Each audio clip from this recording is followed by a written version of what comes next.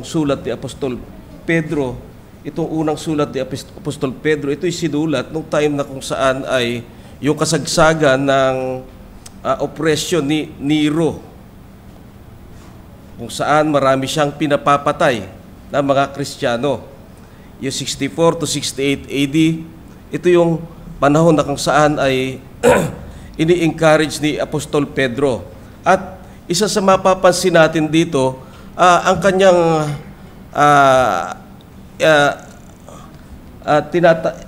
sinusulatan ay yung mga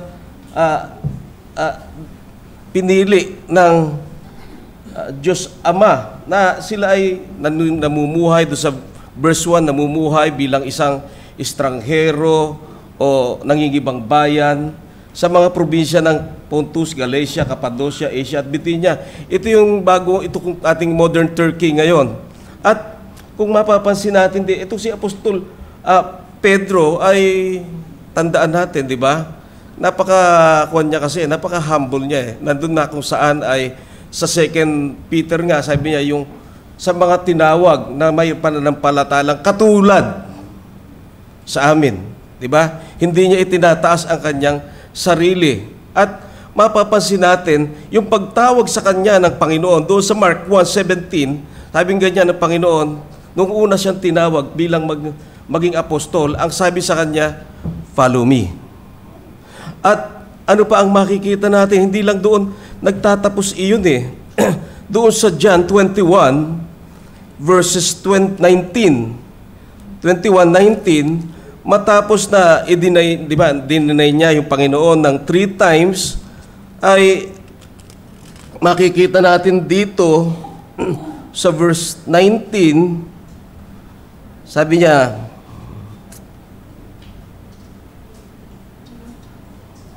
matapos na i-restore siya ng Panginoon mula sa verse 16, o hindi lang 16, yung 15 pa, yung 3 beses na tinanong siya, Peter, do you love me? Yung tanong sa kanyang, Peter, do you love me? Yung agape, yung word na love dito. Pero yung pangatlo, dahil alam ng Panginoon na hindi niya talaga kaya na ganoon, yung nagbago. Sabi, Peter, do you love me? Pileo ang ginamit ng Panginoon. Kaya, si Apostol Pedro, sabi niya, Panginoon, nalalaman mo ang lahat. Mayroong parang may pag-iyak na siya noong time na yon. At hindi lamang iyon, mapapansin pa rin natin, matapos niyang i-restore ng Panginoon si Peter, sinabi ng Panginoong Hesukristo kung ano ang mangyayaring kamatayan sa kanya. Siya ay,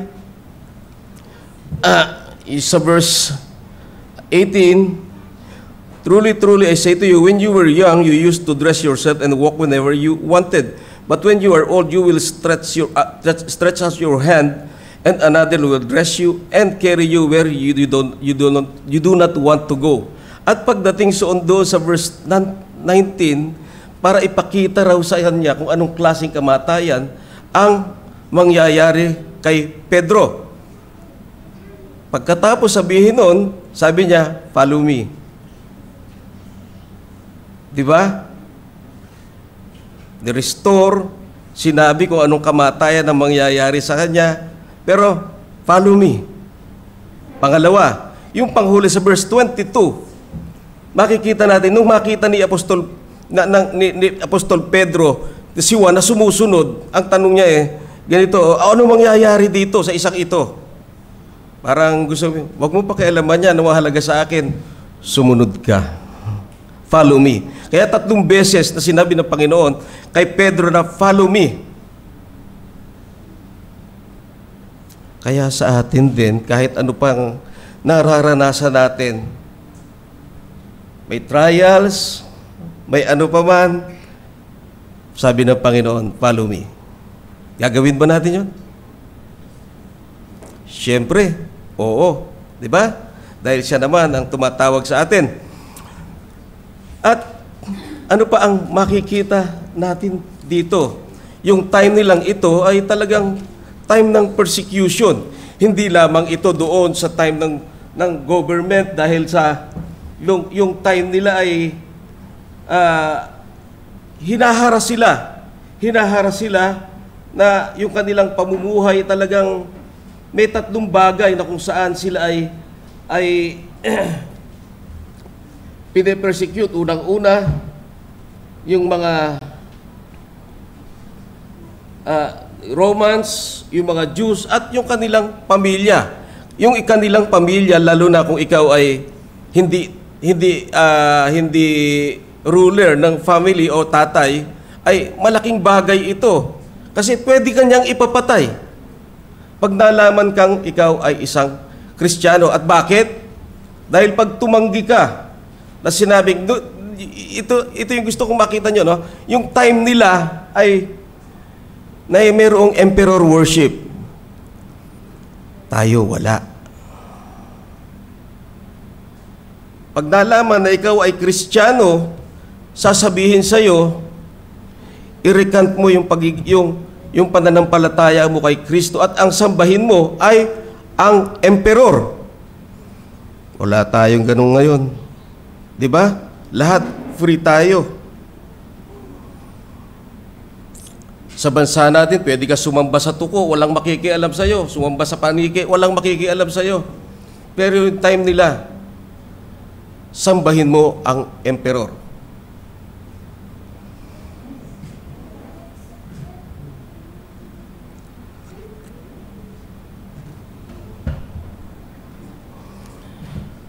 Yung titulo dito ng ginawa ko ba to? Oo. God's plan for believers' life unto salvation.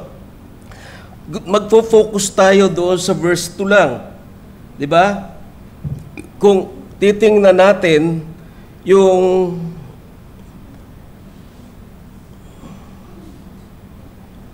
verse 2 dito, yung sabi sa ESV, Tagalog na lang muna. Sa Tagalog, sabi sa Tagalog,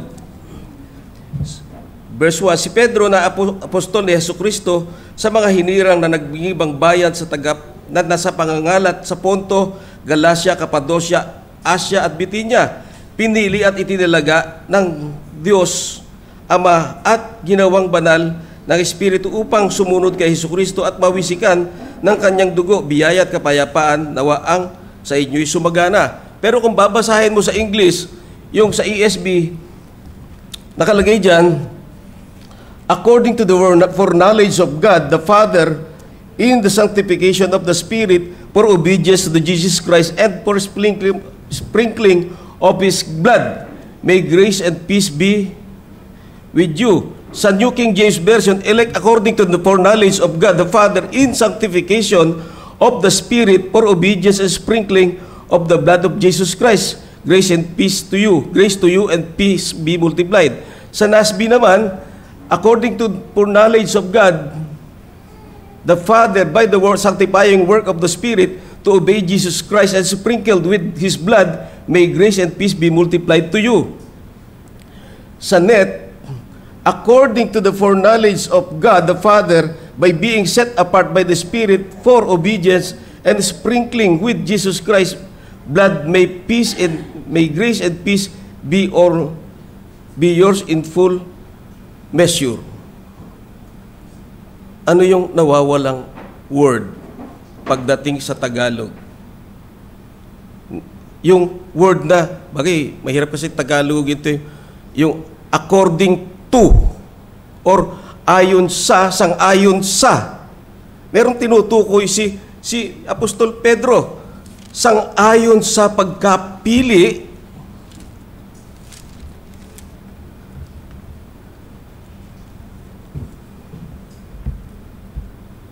sa mga mananampalataya na nangingibang bayan. Sino ang pumili? At paano niya ito pinili? Kailan siya pinili? Dito sa Peter, hindi sinabi, pero ang sabi, according to the foreknowledge of God. Ibig sabihin ng foreknowledge, knowledge before, may kaalaman na siya. Noon pa man. Ibig sabihin, bago pa yung oras, bago pa yung panahon, alam na ng Panginoon kung sino yung kanyang pinili. Pero hindi lamang kung sa Epeso nga, makikita natin sa Epeso nakalagay dyan sa Epeso Doon sa Epeso talagang maliwanag. Sa verse 4 and 5, even as He chose us in Him before the foundation of the world, that we should be, holy and blameless before Him in love, predestined us for adoption to Himself as sons through Jesus Christ, according to the purpose of His will. Kaninong will? Kanya na naman. Hindi atin. Kaya, ano ang sasabihin mo? Salamat, Panginoon.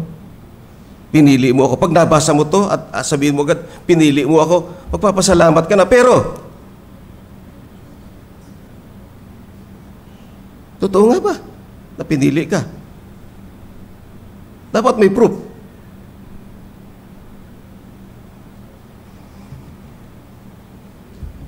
Sabi sa Romans 8:29, Romans 8:29, sapagkat yaong mga unay pa'y kanyang kakilala at itinalaga naman niya na maging katulad ng larawan ng kanyang anak upang siya ay maging panganay sa maraming magkakapatid. Yung maging katulad ng kanyang panganay na anak, ibig sabihin nun, ay banal. At isa pa mga bagay dito, yung word na for knowledge or can be termed, pwede siyang for new. Yung word na new, doon sa Old Testament, chapter 4, verse 1, Adam knew Eve at nagkaroon sila ng anak na si Cain. So verse 25, again, dahil napinatay ni Cain si Abel, sabi, Adam knew Eve at nagkaroon sila ng panibagong anak na si Seth. Ano ibig ko sabihin? Yung word na new, ito yung love, care.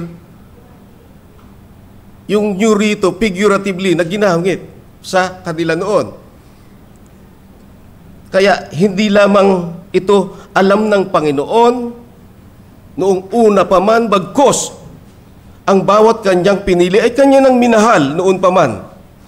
Wala pa tayong alam, hindi pa tayo sinisilang, nasa isipan na ng Diyos na minahal ka. Hindi ba napakalaking pasasalamat na nun? Wala kang ginagawa. Wala ka pang ginagawang kabutihan. Hindi ka pa marunong mag-thank you kasi wala ka pa nga. Yan ang pag-ibig ng Diyos, walang hanggan. Pero kung titingnan natin, sa attribute ng Diyos, yung noon, ngayon, at magpakailanman, halos present ito.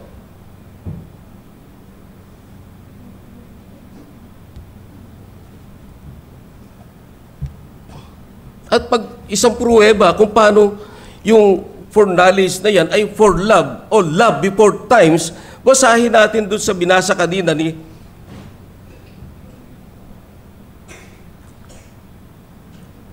Brother Ivan, yung sa Deuteronomy 7,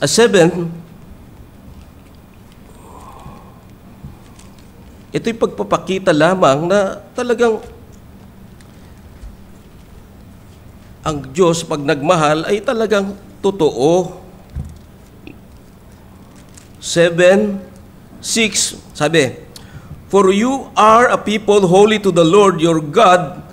The Lord your God has chosen you to be a people for His treasured possession out of all the peoples who are in the face of the earth. It is not because you were more in number than any other people that the Lord set His love on you and chose you, for you were the fewest of all peoples. But it is because the Lord loves you and is keeping the oath that he swore to your fathers that the Lord has brought you out with mighty hand and redeemed you from the house of slavery, from the hand of Pharaoh, king of Egypt. Know therefore that the Lord your God is God, the faithful God, who keeps his covenant and steadfast love with those who love him and keep his commandments to 1,000 generation. Di ba? Hindi ka lang pinili. Hindi ka lang pinili o bahala ka na sa buhay mo. Yung pagmamahal niyang ito ay eternal. Kung paanong minahal ka nung una, magpapatuloy ito. Yan yung sinasabi ko na ang Diyos ay pumili, yung unang puntuhin natin, na kanyang ililigtas para sa ililigtas para sa sampalataya sa kanya.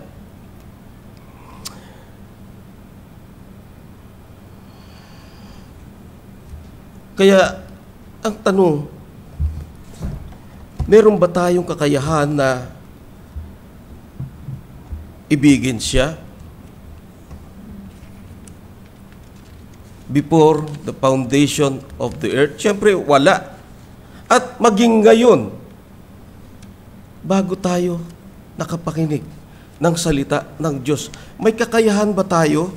Ayon sa Efeso 2:1-3, tayo ay mga patay. At isang pagpapakita pa nga noon ay isang ilustrasyon ng kanyang binuhay si Lazaro. Hindi makarespond si Lazaro. Pero dahil sa kapangyarihan ng Diyos, bumangon si Lazaro at tumugon. Hindi, walang kakapangyarihan si Lazaro dahil siya ay patay. Ganon din ang katatayuan ng bawat tao. Ganon din ang katatayuan ng isang bawat makasalanan.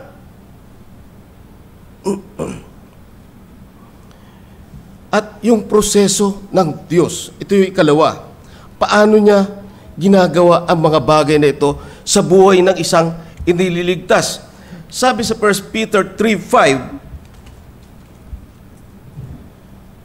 1 Peter 1:3-5, sabi, purihin ang Diyos at Ama ng ating Panginoong Jesucristo sa pamamagitan ng kanyang malaking kahabagan ay muli tayong ipinanganak sa isang buhay na pag-asa sa pamamagitan ng muling pagkabuhay ni Jesucristo mula sa mga patay. May means siya.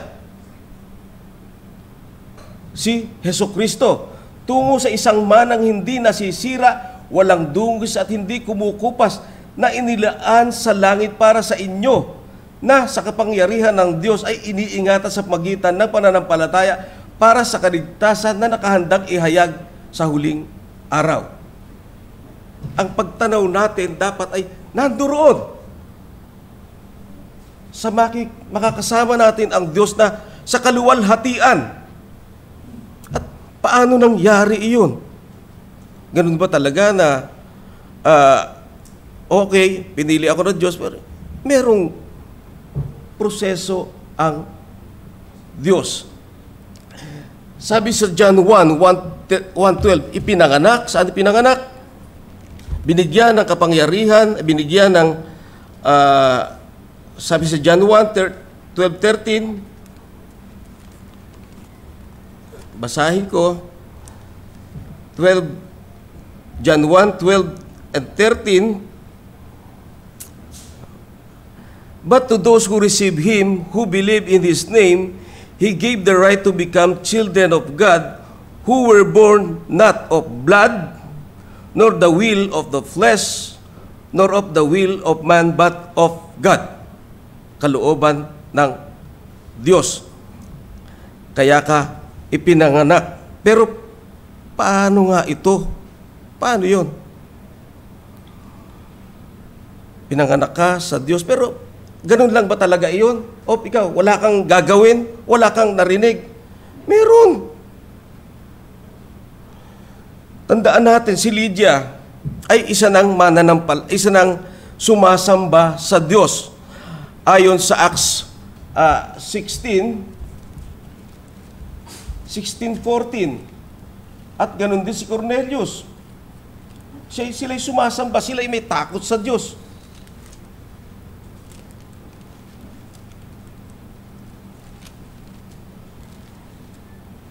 Acts 16, kay Lydia. Ala, ayaw. Huwag ka manginig. 16, 14, ayaw. Ay, isa na lang.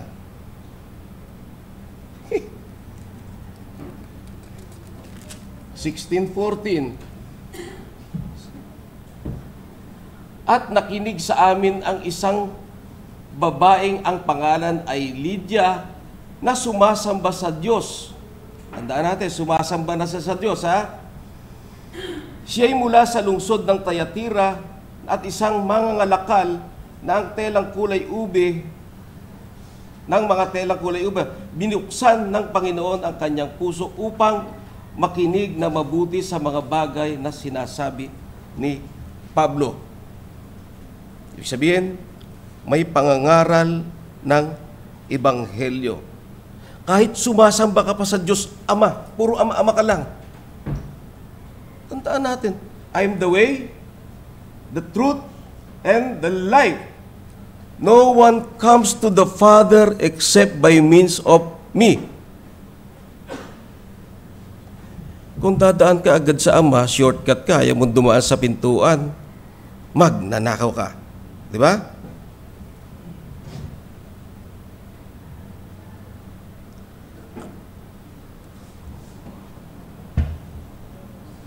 At ganoon din si Cornelius. May takot siya sa Diyos. Pero kailangan niyang marinig ang sasabihin ni Apostol Pedro.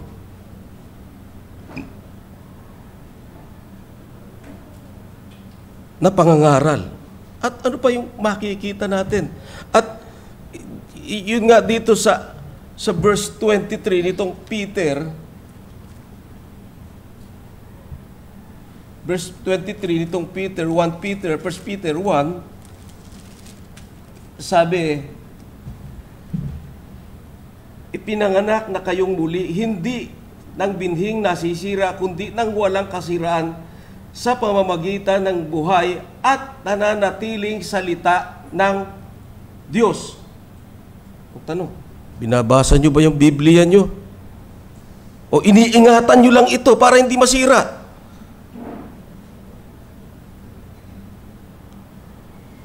Dapat binabasa natin ito dahil ito, yung kanyang salita, ang nagtatransform sa atin sa gabay ng banal na Espiritu.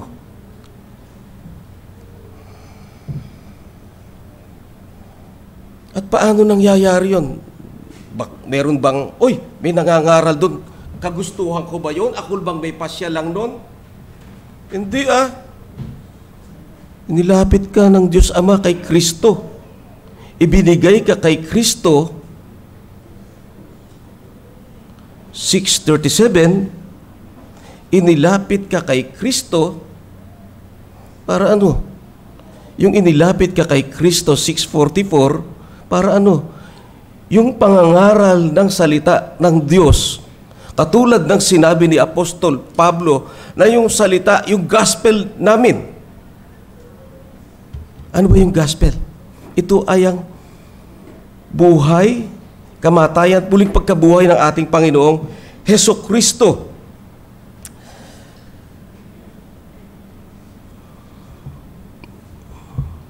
Kaya, pasalamat tayo, nakarinig tayo ng kanyang salita. Giniya niya tayo na sumampalataya. At tayo ay nagpapatuloy. Hindi dahil sa may talino ka, magaling kang magbasa ng kanyang salita. Kung walang paggagabay ng banal na Espiritu, hindi mo maiintindihan ito. Hindi mo mailalapat ito sa buhay. Tandaan natin, kilala rin ng mga demonyo kung sino si Hesukristo. Nanginginig pa sila, sabi ni James, intellectual lang yon, pero walang power ng Espiritu. Minsan kasi tinitingnan natin, magaling siyang magsalita, magaling magganon. Hindi. Dapat na ilalapat ito sa bawat isa sa atin. Maging kami man na tumatayo dito. Hindi lang kami ang dapat na nag-aaral ng kanyang salita, pagkus ang bawat isa sa atin. Dahil ito ay salita ng kanino? Ng ating Diyos, ng ating Panginoon. Pag Panginoon, ano ibig sabihin? Dapat sundin.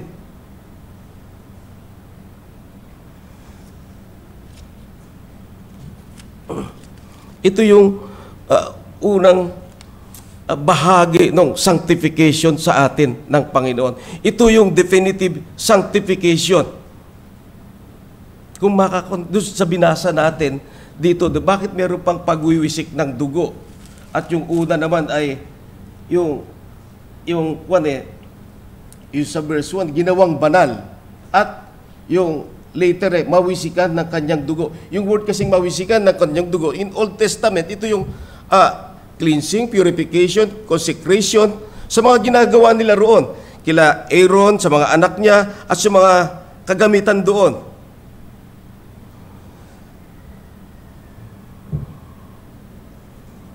Ganun lang ba yun? Tawat, salamat, naligtas ako. Hindi may gagawin ka.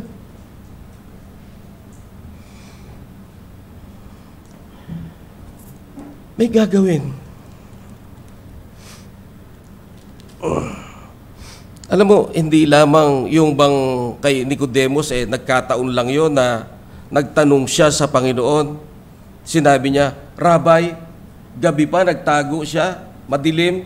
Nagkataon lang ba yon? Hindi. Sino naglapit sa kanya kay Jesucristo? Ang Diyos. At pagdating nga sa chapter 19 ng John, anong ginawa ni Nicodemus? Kasama ni Joseph na Arimatea. Di ba? Siya yung kasamang naglibing, naglagay ng pabango. Ito'y pagpapakita na si Nicodemus ay sumampalataya sa Panginoon. Kahit siya ay aral, kahit siya ay isang pariseyo, na tinataas nila yung kanilang grupo. Binago siya ng banal na Espiritu. Binago siya ng Panginoon. Inilapit siya ng Diyos Ama kay Kristo, ipinahintulot at inaral niya ang salita ng Panginoong Hesukristo. Tandaan natin, doon sa Matthew 28, verse 20, teaching them to observe all things that I have commanded, teaching them to obey all things that I have commanded you. Yung all things ba, puro New Testament lang yon? Yung Lord ba nating si Jesucristo, sa New Testament lang yan? At yung word na obey or obedience, mayroon itong kaugnay na submissiveness. Nagpapasakop ka doon sa kanyang otoridad, nagpapasakop ka doon sa kanyang salita. Hindi pwedeng, ay alam ko na yung salita niya, pero alam ko na yan, magaling ako. Hindi ganun. Dapat nakikita yung kababaang loob mo habang nakikilala mo ang Panginoon.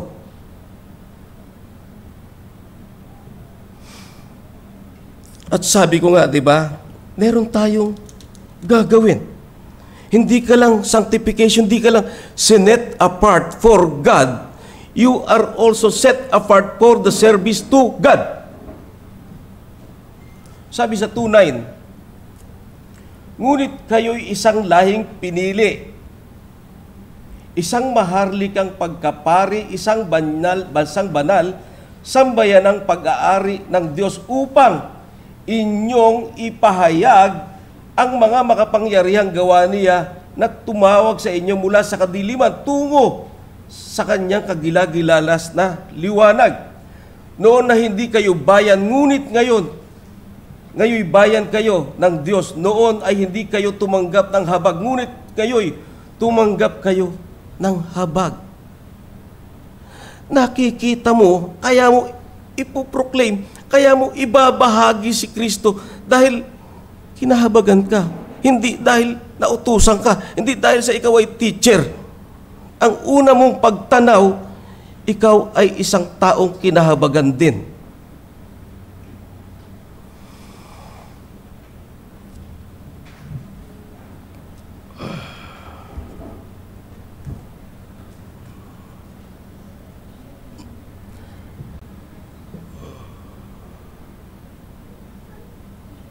At ano pa ang ating layunin? Sa verse 2, chapter 2, 12 ng Pedro, maging marangal ang inyong pag-uugali sa gitna ng mga hintil upang kung magsalita sila ng laban sa inyo na parang kayo'y gumagawa ng kasamaan ay makita nila ang inyong mabubuting gawa at luwalhatiin nila ang Diyos sa araw ng pagdalaw. Ito yung pinaka-obligasyon natin, duty natin. Mapapurihan, maluwalhati ang Diyos.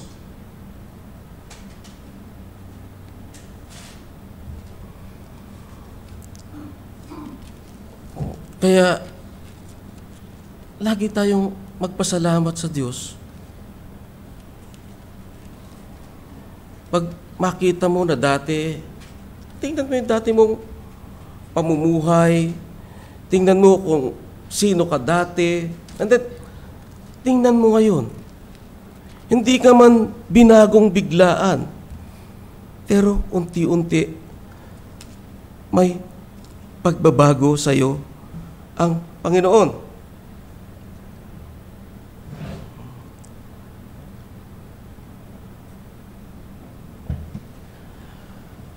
At ito pa, sabi nga ron sa 2 Thessalonians 2:13 and 14, sabi, "But we ought always to give thanks to God for you, brothers." Ito yung sasalita si Paul.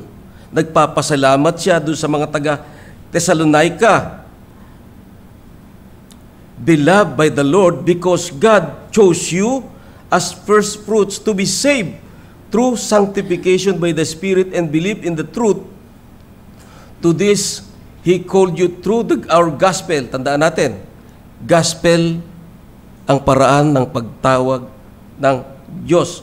"So that you may obtain the glory of our Lord Jesus Christ." Kung paanong ipinangaral kanina ni Deacon Leo na nais niya tayong makasama, makita natin ang kaluwalhatian niya.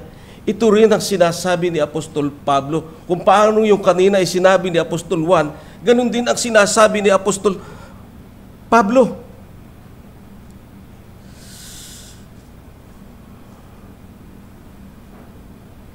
At paano yun? Paano pa ba mangyayari ito? Paano ito masusustain? Oo, sumampalataya na ako, pero hindi mo naman binabasa yung kanyang salita. Sabi doon sa 2 Peter chapter 1 verse 3 to 11, sabi, "His divine power has granted to us all things that pertain to this life and godliness through the knowledge of Him who called us to His own glory and excellence, by which He has granted to us His precious and great promises, so that through them you may become partakers of the divine nature, having escaped from the corruption that is in the world because of sinful desire." Saan ba natin makikita yung mga promises ng Diyos? Sa comics ba? Sa TikTok ba? Di ba hindi? Sa kanya salita. Tapos tago mo lang doon sa cabinet nyo. Sisira eh. Obligasyon natin na basahin ang kanya salita. Dahil Lord natin siya eh.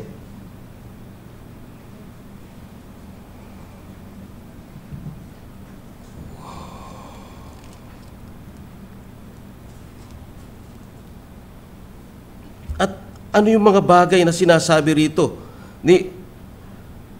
para maging to become partakers of divine nature, have escaped the corruption that in the world because of sinful desire.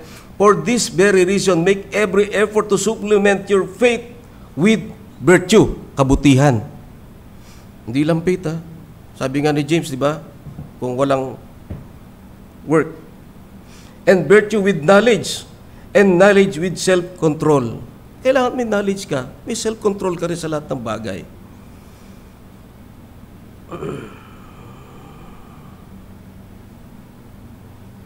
Self-control with steadfastness, and steadfastness with godliness, and godliness with brotherly affection, and brotherly affection with love.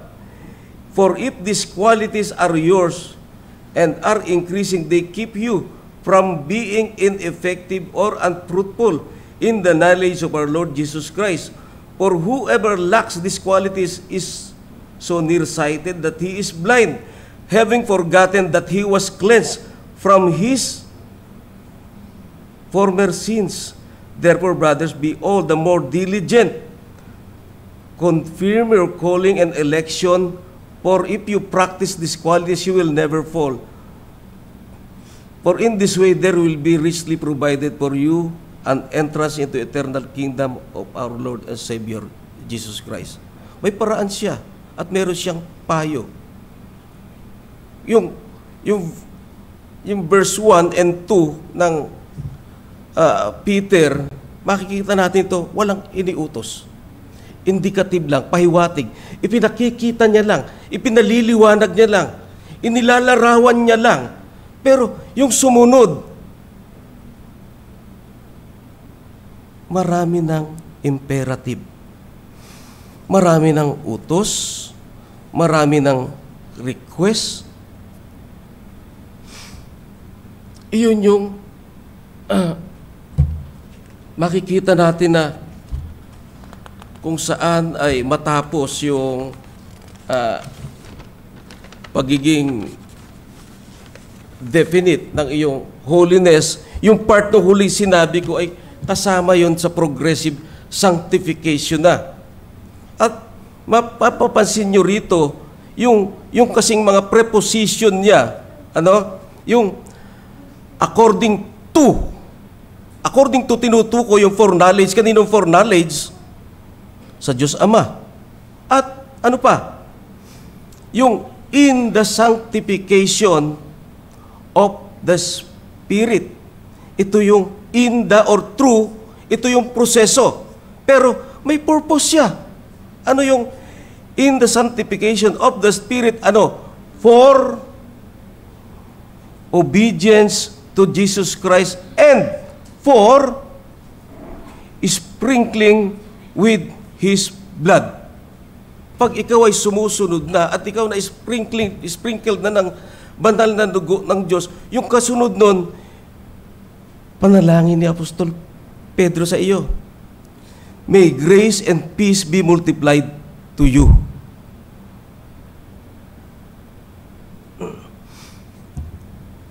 Alam mo, yung ditong obedience dito kung hindi mo nga babasahin ang kanyang salita at hindi mo itatago ito sa iyong puso. Samahan niyo ako sa John 14:15 hanggang doon sa 21 and 23. Sabi sa John 14:15,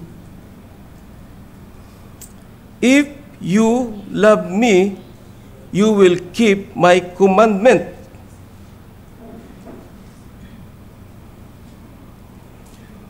Pagtatanong yon.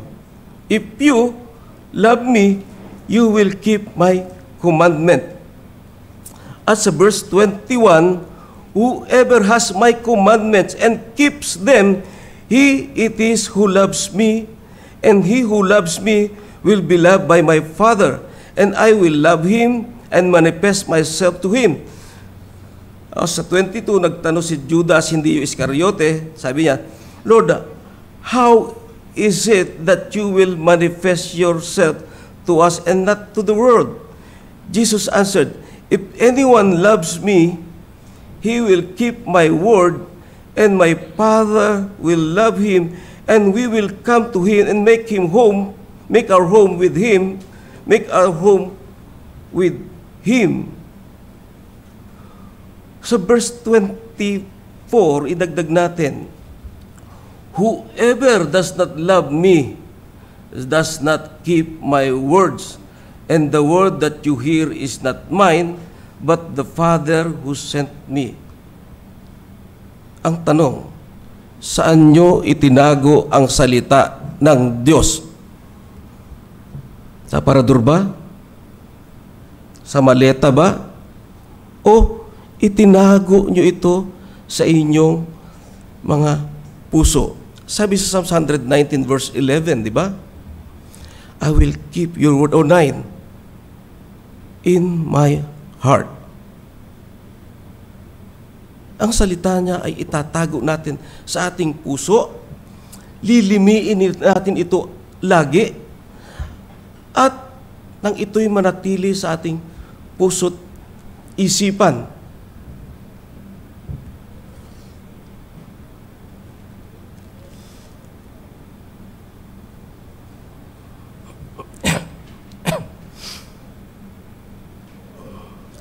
At ano pa ang makikita natin dito? Yung sinasabi ni Apostol Pablo, itong mga nangalat na ito sa Pontus, sa Galacia, sa Pisidia, inahal nila ang Panginoon. Kahit hindi nila ito nakita, nakasama ng mukhaan.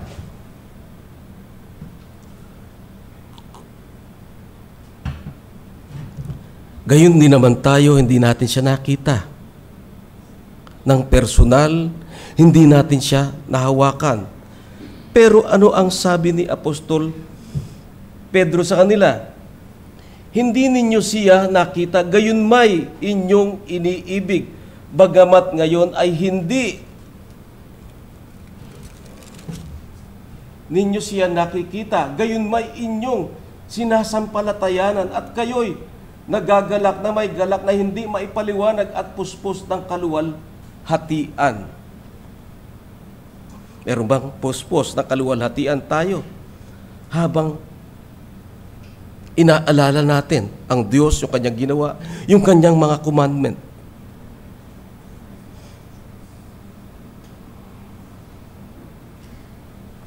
Pero hindi lang nagtatapos kasi sa verse 8 Merong 13 hanggang 17.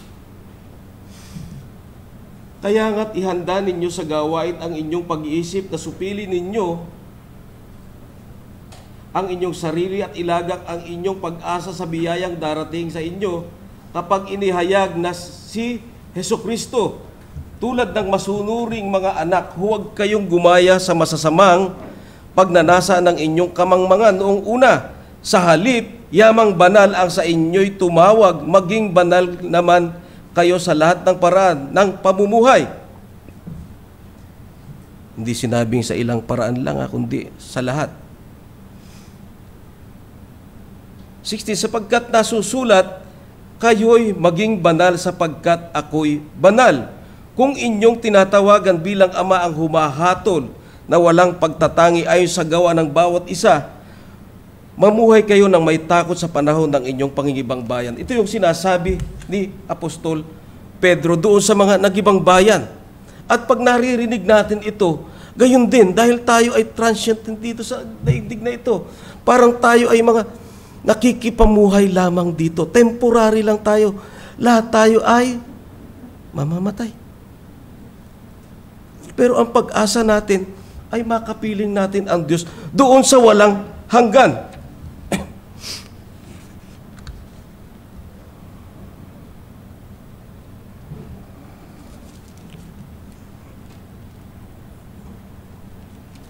At nagbigay pa nga rin siya ng example dito na kung saan na dapat nating gayahin ang ating Panginoong Hesukristo.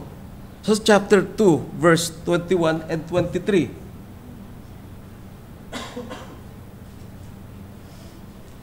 Sapagkat mas mabuti pa sa kanila na hindi nakaalam ng daan ng katuwiran kaysa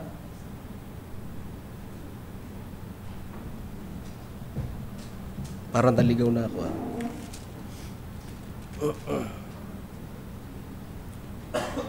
Verse 21, 23, Sapagkat ukol dito, kayo tinawag sapagkat si Kristo man ay nagdusa. First Peter chapter 2 verse 21 and 23, na nagdusa alang-alang sa inyo na kayo'y iniwanan ng halimbawa. Ano yung iniwan ng Panginoong Jesucristo sa atin? Halimbawa upang sumunod kayo sa kanyang mga yapak. Siya'y hindi nagkasala at walang natagpuang bandaraya sa kanyang bibig.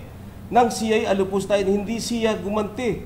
Nang siya'y magdusa, hindi siya nagbanta, kundi ipinagkatiwala ang kanyang sarili doon sa humahatol na may katarungan. Ipinagkatiwala ng Panginoong Jesucristo sa kanyang Ama ang katarungan.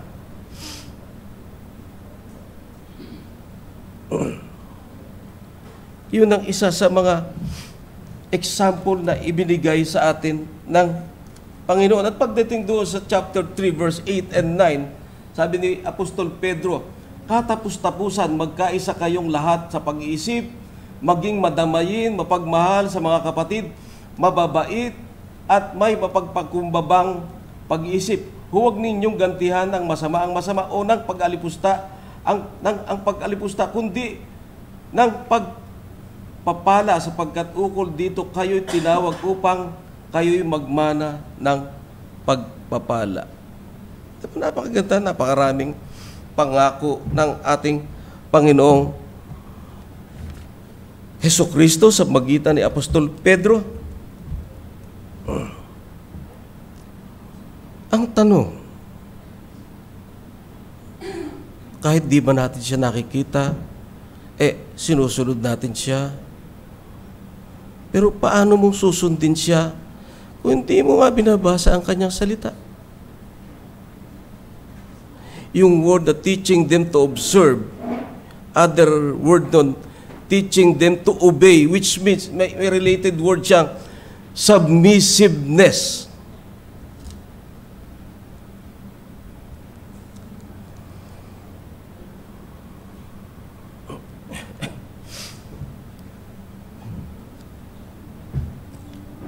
At sinasabi pa rito ni Apostol Pedro sa verse 18 na chapter 3, sapagkat si Kristo man ay minsang nagdusa dahil sa mga kasalanan, ang isang matuwid dahil sa mga di matuwid, upang kayo ay madala niya sa Diyos.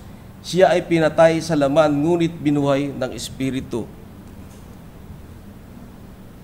Yung word na pinatay dito, hindi siya napilitan, bagkus ibinigay niya ang kanyang sarili freely dahil sa pagsunod sa Ama. Hindi dahil sa wala siyang magagawa. Sabi niya nga isang anghel, tumawag lang siya sa mga anghel, kaya niya yung lahat. Pero hindi niya ginawa. Ang ginawa niya ay sumunod siya sa Ama. Kaya una kang sinanctify para sumunod kay Kristo. Ikalawa, para doon sa sprinkling of His blood. Ito yung justification na ikaw ay malinis na ikaw ay pinatawad na sa iyong mga kasalanan dahil kay Kristo, at ito ay purification sa atin o paglilinis sa atin. Kung paano ang mga hayop noon na pinapatay at ito'y winiwisik sa mga gamit doon, sa ginagamit habang sila'y nag-aalay noong unang panahon, yung dugo ng ating Panginoon ang siyang inialay para tayo ay malinis, ma-purify.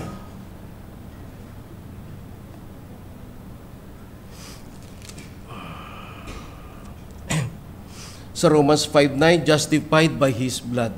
Kaya, 6:22 ng Romans, set free from his sin, slaves of God, the fruit you get leads to sanctification and eternal life. Kaya ka nakakasunod, kaya ka nakakagawa ng mga kabanalan dahil ikaw ay unang-una pinabanal ka ng Panginoon at itong tinatalakay dito, yung sprinkling of His blood, ito yung progressive sanctification na kung saan mayroong kang duty. Duty mo yung chapter 2, verse 2 Peter chapter 2, ay chapter 1, verse 3 hanggang doon sa 11.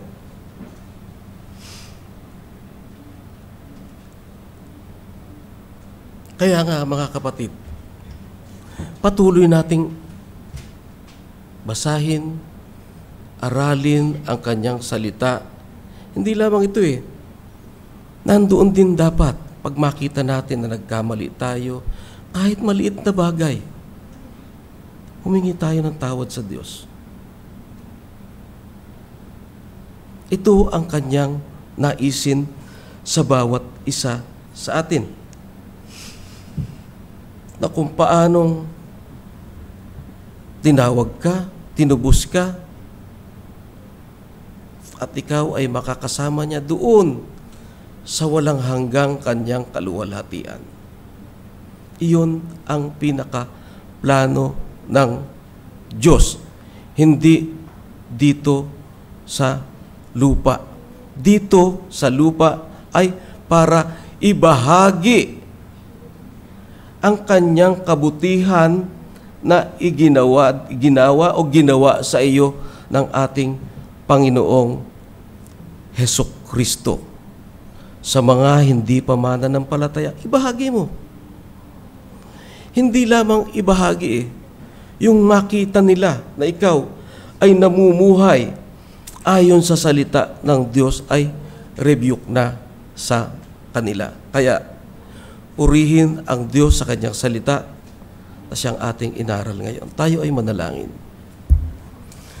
Muli, dakilang Diyos, salamat po sa salita mo na siyang aming inaral. Nawa ay ipahintulot mo na ito ay manatili sa aming isipan, dumaloy sa aming puso, may lapat sa pang-araw-araw na pamumuhay, nang sa gayon, O Diyos, ay ikaw ang mapapurihan